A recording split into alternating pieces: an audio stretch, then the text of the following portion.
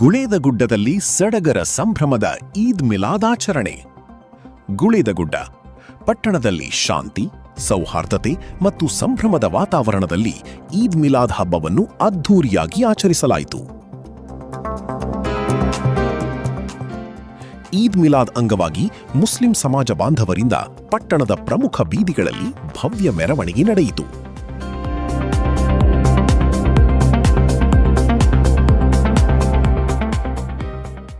ಬಾಗವಾನಪೇಟೆಯಿಂದ ಆರಂಭಗೊಂಡ ಮೆರವಣಿಗೆ ಪವಾರ್ ಕ್ರಾಸ್, ಸಾಲೇಶ್ವರ ದೇವಸ್ಥಾನ, ಹರದೊಳ್ಳಿ, ಭಂಡಾರಿ ಕಾಲೇಜ್ ಸರ್ಕಲ್, ಕಾಬ್ರಾ ಓಣಿ, ಪುರಸಭೆ, ಸರಾಫ ಬಜಾರ್, ಕಂಠಿಪೇಟೆ, ಅರಳಿಕಟ್ಟಿ, ಚೌಬಜಾರ್ ಹಾಗೂ ಗಚ್ಚಿನಕಟ್ಟಿ ಮಾರ್ಗವಾಗಿ ಸಾಗಿತು.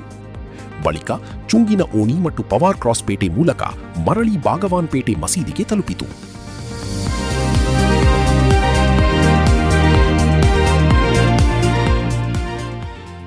ಮೆರವಣಿಗೆಯಲ್ಲಿ ಅಪಾರ ಸಂಖ್ಯೆಯ ಮುಸ್ಲಿಂ ಸಮಾಜ ಬಾಂಧವರು, ಯುವಕರು, ಹಿರಿಯರು ಹಾಗೂ ಮಕ್ಕಳು ಭಾಗವಹಿಸಿದ್ದರು.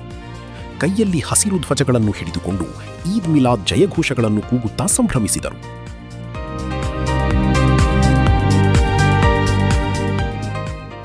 ಈದ್ ಮಿಲಾದ್ ಹಿನ್ನೆಲೆಯಲ್ಲಿ ಪಟ್ಟಣದ ಪ್ರಮುಖ ಬೀದಿಗಳಲ್ಲಿ ಆಕರ್ಷಕ ಕಮಾನುಗಳು, ಧ್ವಜಗಳು ಮತ್ತು ಬಾವುಟಗಳಿಂದ ವಿಶೇಷ ಅಲಂಕಾರ ಮಾಡಲಾಗಿತ್ತು. ಇದರಿಂದ ಗುಳೇದಗುಡ್ಡ ಪಟ್ಟಣ ಹಬ್ಬದ ಸಂಭ್ರಮದಲ್ಲಿ ಕಂಗಳಿಸಿತು.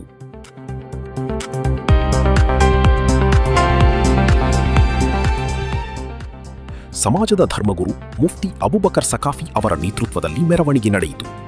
ಹಬ್ಬದ ಹಿನ್ನೆಲೆಯಲ್ಲಿ ಯಾವುದೇ ಅಹಿತಕರ ಘಟನೆ ನಡೆಯದಂತೆ ಪೊಲೀಸರು ಸೂಕ್ತ ಬಂದೋಬಸ್ತ್ ವ್ಯವಸ್ಥೆ ಕೈಗೊಂಡಿದ್ದರು.